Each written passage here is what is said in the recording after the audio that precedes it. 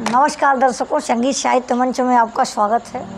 पितृपक्ष का पावन अवसर चल रहा है और पितृ हमारे धराधाम पर साल में एक बार पधारते हैं। सो ऐसे अवसर पर गीता के कुछ चुनिंदा श्लोक आपके सम्मुख हम प्रस्तुत करने का प्रयत्न करेंगे। अर्जुन गीता के प्रथम अध्याय में यही बात कहते हैं कि केशव, ऐसे युद्ध से सनातन धर्म का विनाश हो जाएगा। धर्म अभिभवात् कृष्णः तब दुष्यंत कुल स्त्री सुदुष्टासु वाश्रेय जायते वरण शंकर। ऐसे युद्ध से वरण शंकर उत्पन्न होंगे, कुल धर्म नष्ट हो जाएगा और हमारी कुल की स्त्रियां दूषित हो जाएंगी तथा हमारे पितरों को अधोगति की प्राप्ति होगी। उन्हें पानी देने वाला भी कोई नहीं बचेगा। वर्ण संकर संतान उत्पन्न होंगे, जिसका परिणाम ये होगा कि पिंडोदक क्रिया जो है वो क्षय हो जाएगी। सो इन बातों का श्री कृष्ण खंडन करते हैं। अर्जुन प्रायः वही बात कहते हैं जो पहले से लोग अपनाते चले आए, रूढ़िवादी विचारधारा। अब भगवान श्री कृष्ण क्या करते हैं कि उन्हीं बातों का खंडन कर देते हैं। वो कहते हैं कि अर्जुन, तुम्हारा धर्म इतना कमज़ोर है जो किसी के छूने से, कहीं कुछ कहने से नष्ट हो जाएगा।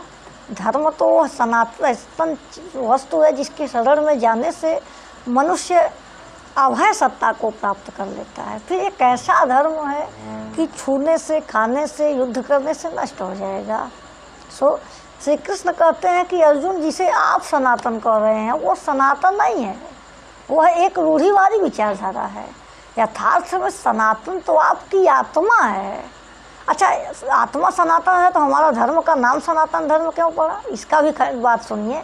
सनातन धर्म हमारे धर्म को इसलिए कहते हैं क्योंकि यही एकमात्र ऐसा धर्म है जो प्रत्येक मनुष्य को आत्मिक पथ पर चलने के लिए प्रेरित करता है कि आध्यात्मिक पथ पर आप चलें और ब्रह्म का साक्षात करें। आत्मा के दिग्दर्शन की बात कहने के कारण हमारे धर्म को भी सनातन धर्म कहा जाता है, क्योंकि वह वही बात कहेगा जो आत्मिक पथ की ओर, ब्रह्म पथ की ओर मनुष्य अग्रसर होगा। जो गीता में भगवान श्री कृष्ण कहते हैं कि न जायते मृत्य वा कदाचित भूत्वा भविता वा न भूयः अजो नित्य शाश्वतो अयम पुराणो न हन्यते अन्यमाने शरीरे नयनम छिन्नन्ति सस्साणि नयनम दहति पावक न चैनम क्लेद्यो त्यागो न शोषयति मारुतः अच्छेद्यो अयम अदायो अयम अक्लेभ्यो अशोष ये वच्च नित्य सर्वगत आस्थारु अचलो अयम सनातन। वो कहते हैं आपका जो आत्मा है वह शाश्वत है, सनातन है। वो किसी शस्त्र से नहीं काटा जा सकता, इसे अग्नि नहीं जला सकती है, आकाश इसे अपने में समाहित नहीं कर सकता है, इसे जल नहीं गला सकता है। यह तो शाश्वत सनातन अभय पद है। सो आत्मा के संदर्भ में वो क्या कहते हैं कि आत्मा का परिवर्तन होता कैसे है, तो भगवान श्री कृष्ण इसके संदर्भ में बहुत सुंदर एक उदाहरण देते हैं कि जिस प्रकार मनुष्य अपने फटे पुराने वस्त्रों को त्याग करके नवीन वस्त्र को धारण करता है, उसी प्रकार ये जीवात्मा अपने पुराने शरीर को त्याग करके नए शरीर में चैतन्य अवस्था के रूप में प्रकट होता है। सो क्या कहते हैं कि वासांस जीराणि यथा विहाय नवानि गृह्णाति नरो पराणि तथा शरीराणि विहाय जीर्णानि अन्यानि शन्याति नवानि देहि।